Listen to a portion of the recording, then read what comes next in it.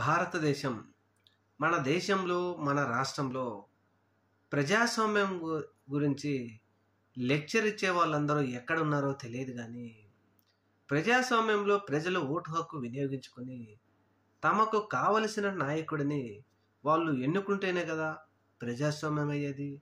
అలా కాకుండా మీరు అసలు బూతుల దగ్గరికి రావద్దు, మీ ఓటు హక్కు మీరు వేసుకోవాల్సిన అవసరం లేదు, మీ ఓటు మేమేసుకుంటాం అని కర్రలు, రాడ్లు, గొడ్డళ్ళు పట్టుకొని రోడ్లకు అడ్డుగా నిలబడి ప్రజలను రానియకపోతే ఇది ప్రజాస్వామ్యమా? రాష్ట్ర కేంద్ర ఎన్నికల కమిషన్లు ఏం చేస్తున్నాయి? ఇంతకంటే నిజాలు కానీ లేకపోతే ఆధారాలు కానీ కావాలా? ఇక్కడ ప్రజలు మోసపోతున్నారా? ఎలక్షన్ కమిషన్ ప్రజలను మోసం చేస్తుందా? అధికార పార్టీలు మోసం చేస్తున్నాయా? ఎవరిని ఎవరు మోసం చేస్తున్నారు? ఇదా ప్రజాస్వామ్యం అంటే?